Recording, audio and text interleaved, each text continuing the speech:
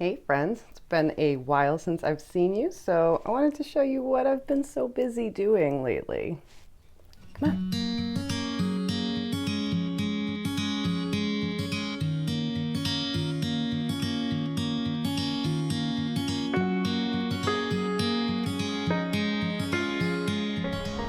Got some seeds coming in the mail today.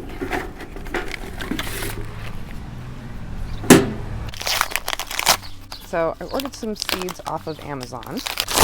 I was watching Samantha Grows' channel the other day, and she was talking about how she was planning for her fall garden. And I was like right in the middle of ordering these seeds when that video came up, so I was watching that while I was ordering my seeds. I've had pretty good luck with Seeds of Change seeds, including some that were several years old and ended up germinating. So I got some cucumbers, some arugula, and this fall season plants collection also from Seeds of Change. Almost time to start our fall seedlings indoors for the fall growing season, and I am right on the just on the line of 6B and 7, so my growing season is kind of short, and I don't know, I feel like some years it's just way different than others. This year we've had a ton of cool weather, so I feel like we're pretty behind on the planting schedule. So I think that even though I started things a little bit late, I think I still might have some kind of production from my plants, because it seems like spring was pretty late this year. So I don't know. So early on when I moved here, I did try to garden here. I was so excited when I first got the keys to this place. I was in a terrible position at the time, and this place was like the keys to freedom. And not only that, but it came with this huge yard that it had, you know, some beautiful trees and what looked like a garden that had already been started years ago. So I set to work trying to revive that garden, and I put a lot of work into it, and ultimately the dogs downstairs kind of destroyed everything. There was a lot of poop. They dug things up. Other critters in the neighborhood ate a lot of my vegetables, and I just didn't have the money or the means to fence everything off, and I kind of just gave up. I was pretty bummed out. You're like, hey, why don't you shut up? So, back to the yard rescue. So if you guys have watched my videos before, you know I started off the spring preparing for a small container garden on my porch, and that was pretty much the extent of my plans for the year, until the seedlings got a little abundant and started to get a little sad from being indoors, and I realized I was probably going to need some more space outside. And I didn't have a lot of options due to how overgrown the yard was. So I started trying to cram everything onto my balcony, which is, if you follow me on Instagram, and I'll put my handle down in the description box, you'll know that I have a little porch garden going on this small balcony that I have. I do this kind of every year for herbs, but this year I went a little extra. So quickly kind of figured out, yeah, and Jack has been enjoying it clearly a lot. That's catnip. But I kind of figured out that I was busting at the seams up here too, and I was probably going to need to expand into the backyard. Hey there, we're driving and doing errands right now because I'm going to finish this video if it absolutely kills me. So I thought I would tell you guys quickly about why I changed my mind on not working on the yard and, you know, just letting it go and giving up on the garden altogether. And it kind of dawned on me a little bit after my brother passed away that it's a selfish and stupid thing not to make the place that I live beautiful just because it's a rental, just because it should be the landlord taking care of the landscaping, blah, blah, blah, the dog downstairs, the poop, the kids, like all of the excuses that I had for not doing something that I really wanted to do are ultimately kind of stupid. So we decided that this is going to be the year. Regardless of challenge, regardless of dog poop, regardless of the fact that this is not my yard, I am going to make the place that I live way more beautiful. And that's how I'm going to spend my time this summer. Before I could do anything though, I had to reclaim the backyard from this horrible oriental bittersweet vine that's coming from my crappy neighbor's yard. it has just taken over. So it took me hours and a hand tool to do this, but I did it. This little bit of landscaping victory really got me high on the idea of having a container garden in the backyard. So I started hitting up the hardware stores for 5-gallon buckets and looking for any kind of cheap vessels I could find to grow some vegetables in.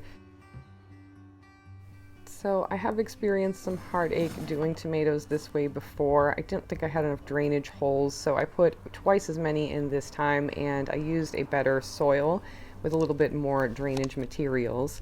And these tomato seedlings I actually started from seed. I got my seeds from Fruition Seeds at the Boston Flower Show. And they've had some ups and downs, but we're gonna see it through to the end, even if they don't end up producing very much. I wanted to give it a try all the way. So my leggy little tomatoes are all potted up now. And because I am a sucker for punishment, I am attempting to fail a 4th year at growing peppers by planting these starts that I got at a nursery that I'm pretty sure went outside way too early. So they're probably not going to get any bigger, and I can't keep pinching the blossoms off them, so F it. So now we're moving on to the problem of the side yard, which is completely overgrown in combinations of weeds and mint and some things that I planted when I moved here, like lemon balm, and then there's all this moss that's kind of pretty, and then there's like some ferns, and there's just so much stuff, and I wasn't really sure what I was going to keep and get rid of, so I just kind of picked my way through the garden. I left the mints, I left the lemon balm, kind of planned to make this a perennial messy garden bed in the back that will have some edibles as well as some ornamentals and will basically require very little care. So here it is cleaned out and ready for compost and plants.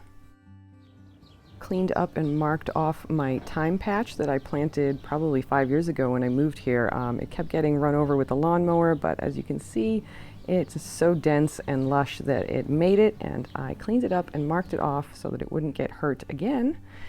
And then I headed down the street to pick up some perennials and annuals at the local dead plant nursery, where everything is usually dead.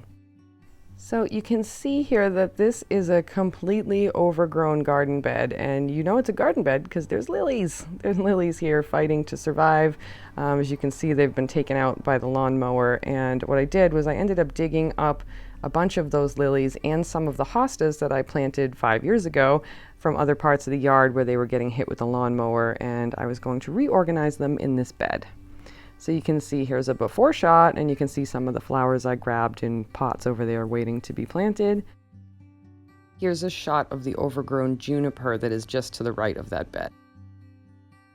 And after a couple of weeks of work, a lot of it done in one day, and then the plants gathered over a few weeks, here we go with the after. I am so happy about this.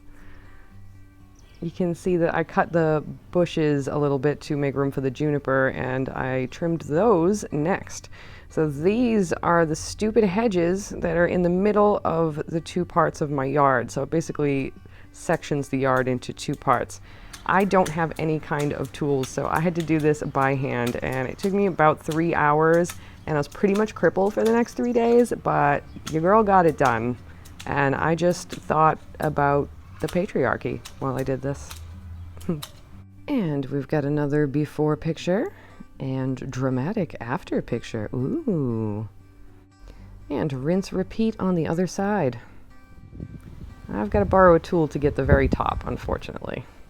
And here's a wide shot of just the whole side yard that I have to work with. It's pretty crazy, right? I think the area around the juniper is probably my favorite. I'm pretty sure this is a juniper. If I'm saying the wrong tree, somebody please correct me, but I'm pretty sure it's a juniper. This is my favorite part. I sawed all of these branches off with the help of the older fella next door who's been loaning me tools now and then. I'm calling him my adopted grandpa.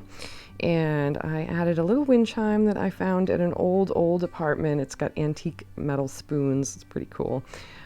These logs were already there, so I held onto those, and they're just kind of cute under there. They end up being great perches for the squirrels that are slowly destroying my life.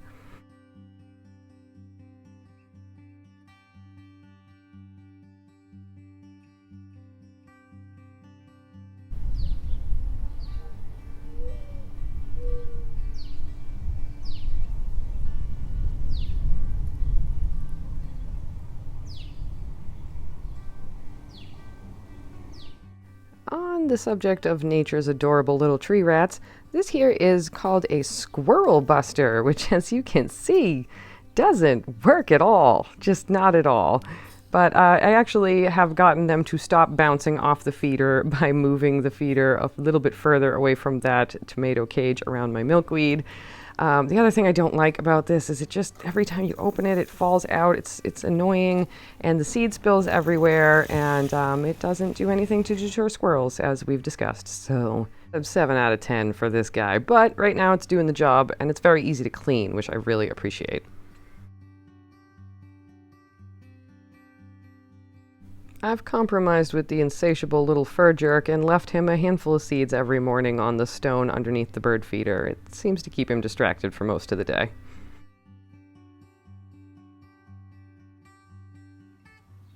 And because this has ignited yet another obsession in me, I have affixed one outside of my office and vanity window so I can watch the birdies while I work.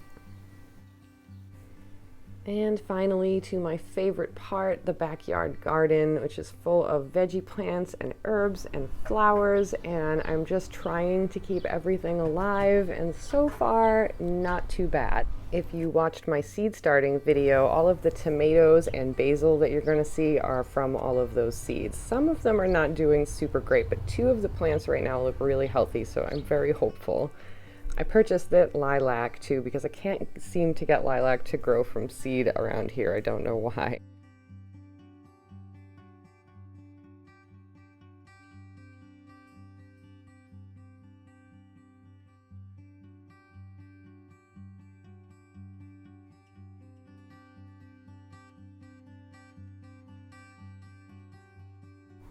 I also made some kind of decorative and pollinator friendly like pots and stuff to leave around the yard. This one has some coleus in it and marigold, and then these are all lavender plants around the outside. I also bought those as plant starts, but you can see there's already like little pollinator guys. At least I think that's what that guy is doing. I really like it though. I'm definitely turning into a middle-aged woman.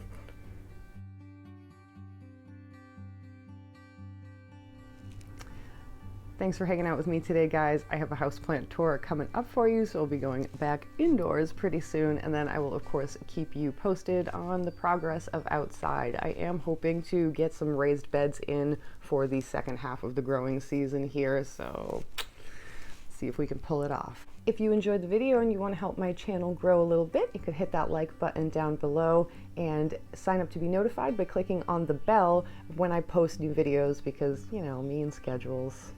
Not great. I'll see you guys in the next one.